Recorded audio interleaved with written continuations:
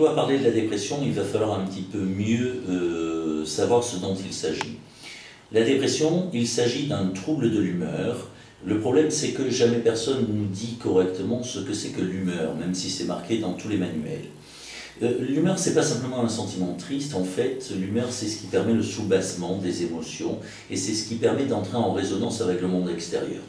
Quand je donne des définitions comme ça, je suis intimement persuadé que tout le monde est sûr et certain que je suis un médecin spécialiste, parce qu'on ne comprend rien. En fait, le langage courant nous permet de beaucoup mieux savoir ce que peut être l'humeur. Il y a des jours où on se lève, on est de bonne humeur, il y a des jours où on se lève, on est de mauvaise humeur. Et on a une variation comme ça tout à fait physiologique de l'humeur. Quand on se lève le matin de mauvaise humeur, on sait bien qu'on est maussade, on apprend une bonne nouvelle, on se dit « ah oui, ah bof, quoi bon, bof, pas... » Et puis si on apprend une mauvaise nouvelle, « ah ben je le savais bien, etc. etc. » Mais on sent bien que c'est une prédisposition dans laquelle on est. Je vous prie de m'excuser, on va couper ce téléphone. Voilà. Donc on sent bien qu'il s'agit véritablement d'une prédisposition. Eh bien, les troubles de l'humeur, ce sont des accentuations qui deviennent totalement pathologiques de ces variations dites physiologiques de l'humeur. C'est-à-dire qu'on se retrouve avec soit une chute de l'humeur de manière très très importante, qui est très intense jour après jour, et ça s'appelle une dépression, soit au contraire on est de trop bonne humeur de manière pathologique, de manière très intense jour après jour, et ça s'appelle une manie, et à ce moment-là on souffre d'un trouble maniaco-dépressif ou d'un trouble bipolaire. Mais ce qui nous intéresse là aujourd'hui, c'est la dépression et quelles sont les caractéristiques de la dépression.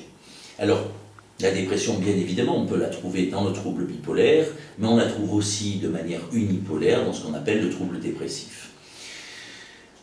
Quelles sont les caractéristiques d'avoir un tel fléchissement de l'humeur? Eh bien, ce qu'on décrit, c'est que premièrement, on a une humeur triste ou une tristesse pathologique tous les jours, on n'est intéressé à rien, on ressent rien, on se sent très triste, très maussade, très désabusé, voire très irritable, et ça c'est toute la journée ou presque toute la journée, du matin jusqu'au soir, avec quelques petites variations, mais c'est la teneur globale. Ça, c'est le premier item qui est relativement important.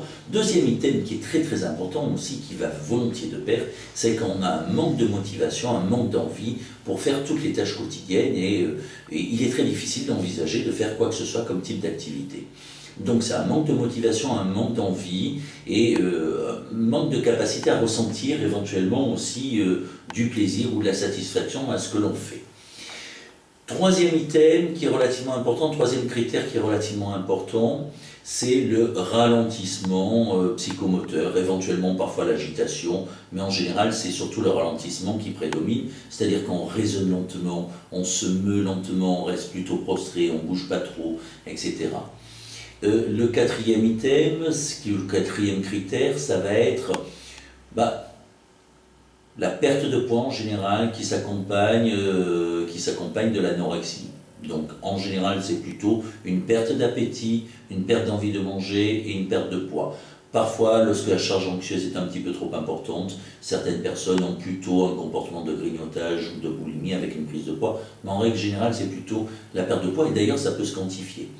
Ensuite, ce sont des troubles du sommeil, et ça c'est un pan très très important de la symptomatologie également, avec pas uniquement une difficulté à s'endormir en fonction des difficultés et en fonction du mauvais moral, mais beaucoup plus en fait une insomnie de milieu de nuit et de deuxième partie de la nuit. C'est-à-dire que les gens vont se coucher, alors ils ont plus ou moins une difficulté à s'endormir, mais surtout ils se réveillent assez précocement, ils sont allés se coucher parce qu'ils sont fatigués, que tout leur coûte, que tout leur pèse. Ils vont se coucher à 22h30, 23h, mais à partir de 1h30, ils se réveillent, ils ont beaucoup de mal à retrouver le sommeil devient très haché, pas du tout réparateur, et surtout, le matin, ils n'arrivent plus à se rendormir, et ils sont épuisés le matin.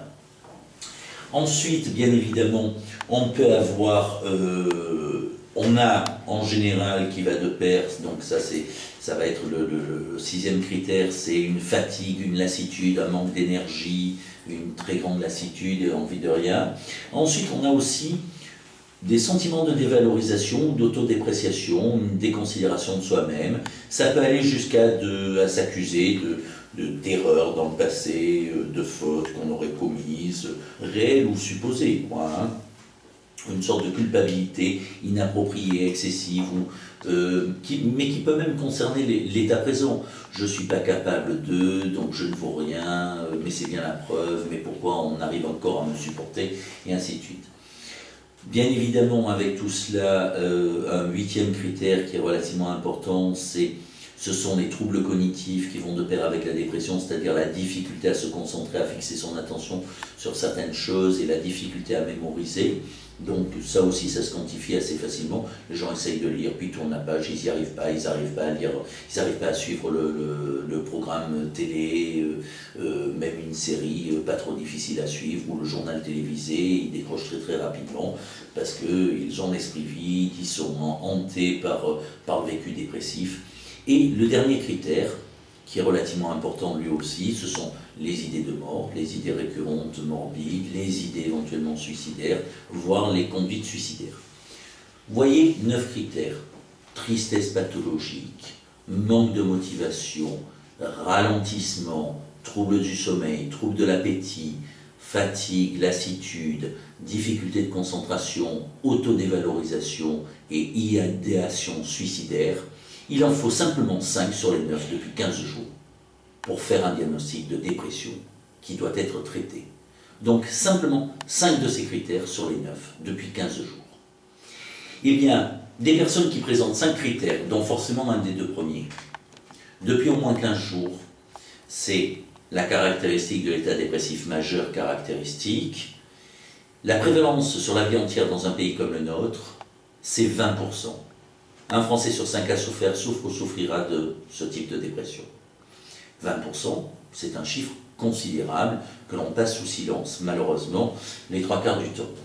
Le gros problème, c'est que lorsqu'on a une dépression, bien sûr ça peut se soigner, mais bien sûr on peut avoir des problèmes évolutifs.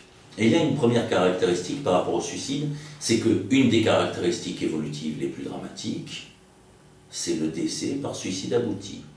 Donc si on regarde bien, l'idéation suicidaire et le comportement suicidaire, c'est à la fois un critère diagnostique et c'est à la fois un critère évolutif. Et donc ça veut dire que la dépression engage le pronostic vital et qu'on peut parfaitement décéder de dépression. Même titre, comme je le disais précédemment, du cancer, d'un infarctus du myocarde, d'une embolie pulmonaire, et ainsi de suite. Donc il faut le prendre en considération. Les autres risques évolutifs ne sont pas à négliger non plus, bien évidemment. Dans ce type d'état, lorsqu'on est dépressif, on a une souffrance extrême. Et bien parfois, on reste et on a une chronicisation de cette symptomatologie. Et donc ça c'est dramatique, bien évidemment, pour le vécu et le confort de l'individu.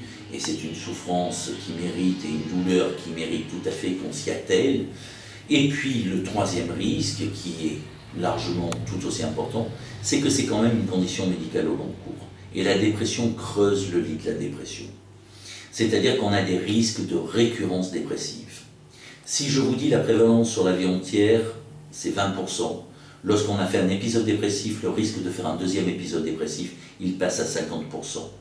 Et si on a fait 2 épisodes dépressifs, le risque d'en faire un troisième passe à 70%. Et si on a fait 3 épisodes dépressifs, le risque d'en faire un 4e ou un ultérieur est supérieur à 90%. Donc véritablement, la dépression creuse le lit de la dépression, et chaque fois qu'on a de la symptomatologie dépressive, on a un risque évolutif vers le suicide et vers le décès par suicide. C'est pour ça que c'est une pathologie très sérieuse qu'il ne faut surtout pas méconnaître, mésestimer, et qui mérite un traitement énergique dès les premières manifestations.